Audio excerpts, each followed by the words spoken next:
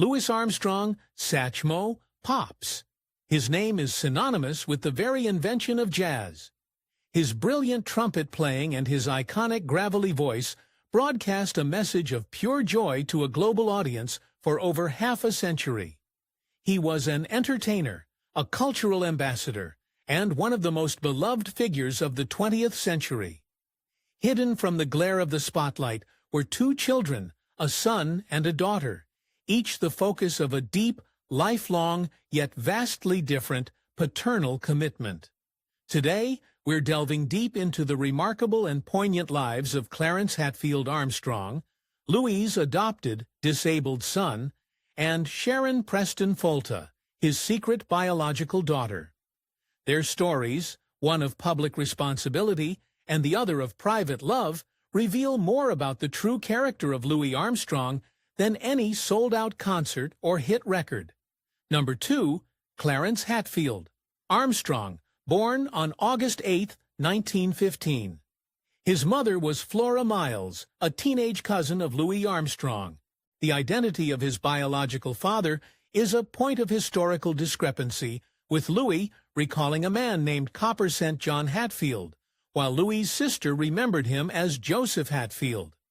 The circumstances of his conception were deeply traumatic. According to Louis Armstrong's own candid account, his cousin Flora had been molested by an old white man who her father felt powerless to challenge. This stark detail situates Clarence's birth not merely in poverty, but within the violent racial power dynamics of the Jim Crow South, where a black family had little to no recourse against such a violation.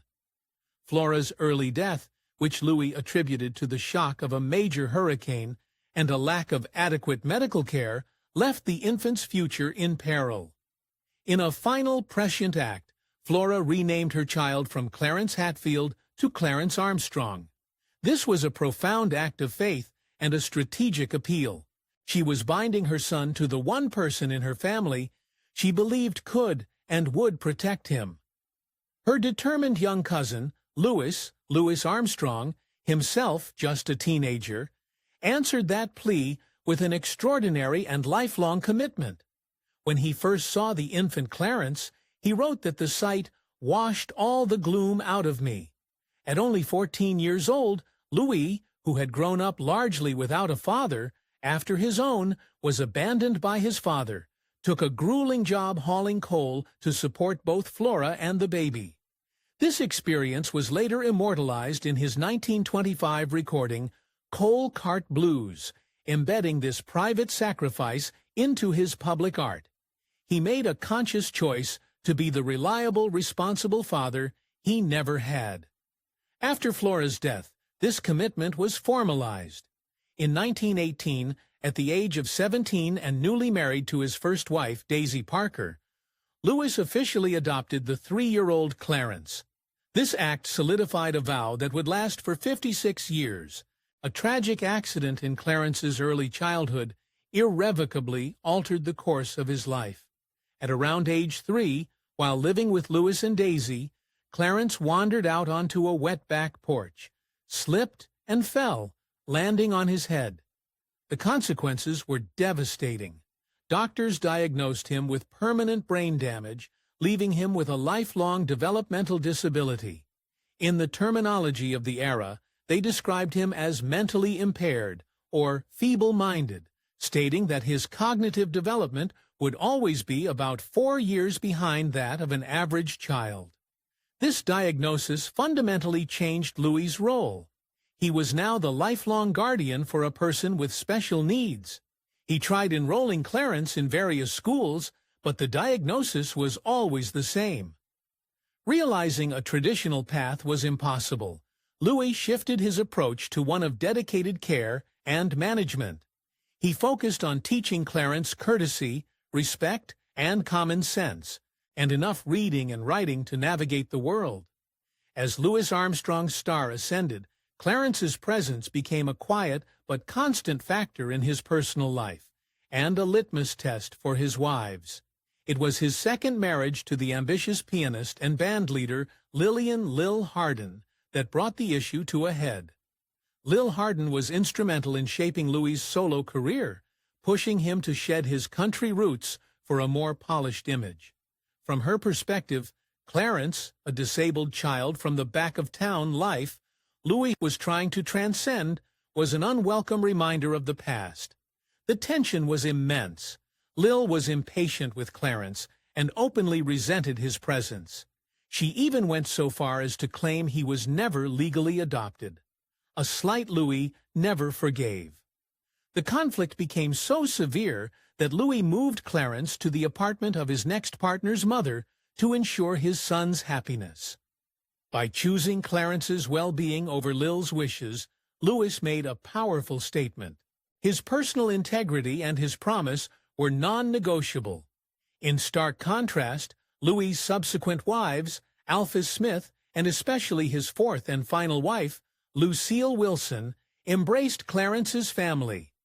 With Lucille, Clarence was a welcome and frequent presence. Souvenir photos from nightclubs in the 1940s and 50s show a beaming Clarence alongside Louis and Lucille, clearly a cherished member of the family circle. As an adult, Clarence Armstrong lived a life far removed from the glamour of his father's world, yet one that was carefully and lovingly curated by Louis.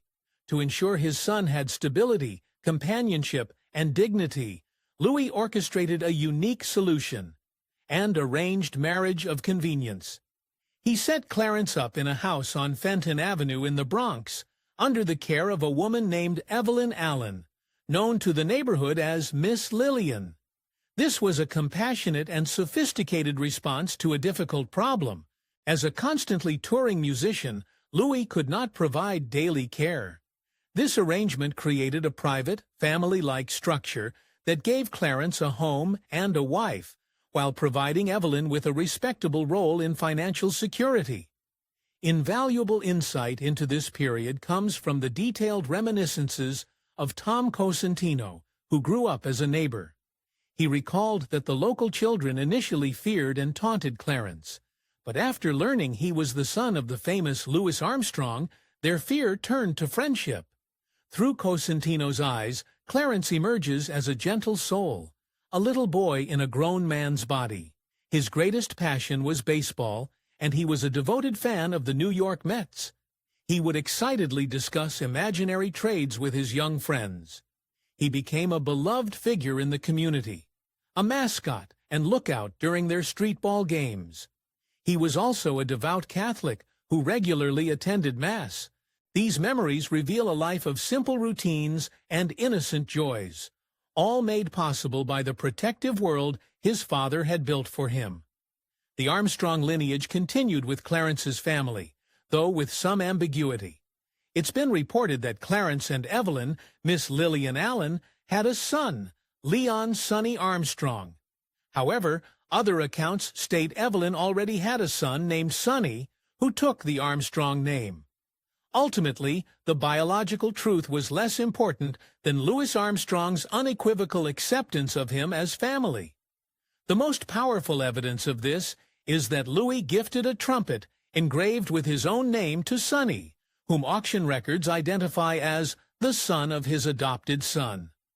The act of passing down his trumpet was a profound symbolic gesture and anointment. In this act, Louis claims Sonny as his grandson, reinforcing the central theme of his life. Family is defined by love and loyalty, not just by blood. Louis's unwavering commitment to Clarence was publicly affirmed at his own funeral in July 1971. Clarence was given a place of high honor, riding in the lead family limousine, and Louis's provision extended beyond his lifetime. In his will, he established a pension for Clarence, ensuring his son would be cared for the rest of his days. This was the ultimate fulfillment of the promise he had made as a 14-year-old boy. Clarence Hatfield Armstrong lived a full and protected life, passing away on November 15, 1998, at the age of 83. He was laid to rest in Flushing Cemetery in Queens, New York, not far from the home of the man who chose to be his father. Number 1. Sharon Preston Folta. While the world knew of Clarence, another story was unfolding entirely in secret. For over 50 years, Louis Armstrong's only biological child, a daughter named Sharon, lived a life of invisibility, her existence known only to a small circle of confidants. Sharon's story begins with her mother, Lucille "Sweets" Preston. Sweets was a talented and successful dancer on the Chitlin circuit, the network of venues for black entertainers during the Jim Crow era. She and her husband, Luther "Slim" Preston, were the acclaimed comedic dance duo Slim and Sweets, and they often opened for Louis Armstrong. They were friends. In 1950, Slim Preston died of cancer. In the wake of this tragedy, Louis, a man known for his generosity, made a promise to his late friend's wife. He would take care of her. That promise soon deepened into a passionate clandestine romance that would last for nearly 2 decades. A key and ultimately heartbreaking element of their affair was Armstrong's repeated pledge to divorce his wife, Lucille Wilson, and marry Sweets. In a remarkable 1954 letter, upon learning she was pregnant, he writes with giddy excitement, asking directly, "Would you marry me?" Yes, yes, your future husband." For Sweets, this promise was the anchor of their relationship, compelling her to accept the most difficult condition of their love, that their relationship and the child it produced would have to remain a secret. On June 24, 1955, Sharon Louise Preston was born. To the world, Satchmo was still the childless jazz ambassador, but in the private universe he shared with Sweets, he was a proud father. Louis Armstrong's solution to his secret family was to pioneer a unique form of remote parenting. He was, first and foremost, a dedicated financial provider. He purchased a house for Sharon and her mother in Mount Vernon, New York. He paid for Sharon to attend private Catholic school, and he arranged for regular monthly support payments, funneled through his manager, Joe Glazer, to keep them hidden from his wife, Lucille Wilson.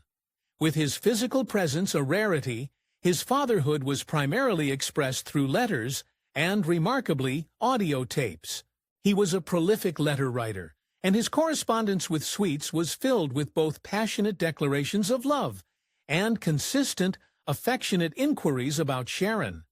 Even more extraordinarily, he used his reel-to-reel tape recorder to create audio letters. He would fill tapes with his unmistakable voice, speaking directly to them, recounting his travels, and playing music. On these tapes, which feature prominently in the documentary Little Satchmo, his voice can be heard asking about Sharon and chuckling as he calls her name. It was a novel attempt to simulate presence, to send not just his words, but the very sound of his being into their home. Time together was precious, mostly consisting of discreet visits, or, most magically, for young Sharon, occasional summer trips on tour with her father. While financially comfortable, the emotional cost of this secrecy was immense. A defining moment of painful clarity came when Sharon was 10. She was watching her father on The Tonight Show with Johnny Carson, charmingly recounting stories about his life and his home in Queens with his wife Lucille. For Sharon, it was a devastating realization. The family he described was not hers. The home he spoke of was not hers. She was entirely excluded from his public life. Sheer horror is how she later described the feeling. As she grew older, she internalized the shame of being a hidden part of a famous man's life. The emotional void led her down a destructive but familiar path of promiscuity, teen pregnancy, single motherhood, poverty. The already tenuous connection to her father was then severed completely in his final years, after a bitter argument between Louis and Sweets. She never had the chance to know him as an adult. When Louis Armstrong died in 1971, Sharon and her mother learned of it from the news. They were told not to attend the funeral. The final erasure came with his will.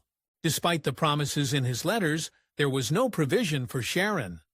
As part of the probate process, His widow, Lucille Wilson Armstrong, signed a sworn affidavit stating that her husband had no children, biological or adopted. This single legal document, which ignored even the publicly known clearance, officially rendered Sharon non-existent. For more than 40 years after her father's death, Sharon Preston Fulta honored the pact of silence. She built a successful career in advertising and media sales, married, and had a family of her own.